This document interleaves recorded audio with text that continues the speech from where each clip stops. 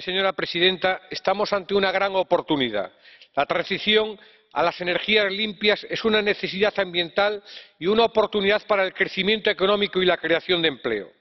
Necesitamos un mercado único energético, un mercado más integrado, más transparente, capaz de aportar precios asequibles y que cumpla con nuestros objetivos climáticos, además que supere el aislamiento como el que sufre la península ibérica. Necesitamos impulsar la transición hacia un modelo que pivote sobre las energías renovables, que impulse el autoconsumo y que apueste de forma indiscutible por la mejora de la eficiencia energética.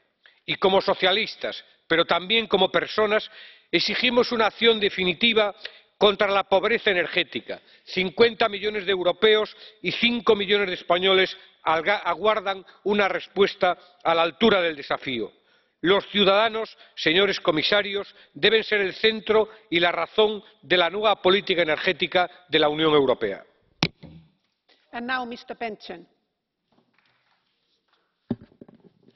Tak, formand. Tak til kommissionen for at fremlægge vinterpakken nu. Det er jo en kæmpe lovgivning, og det er nok den vigtigste lovgivning i dette parlament i indeværende periode. Energipolitikken har direkte indflydelse på vores sikkerhedspolitik.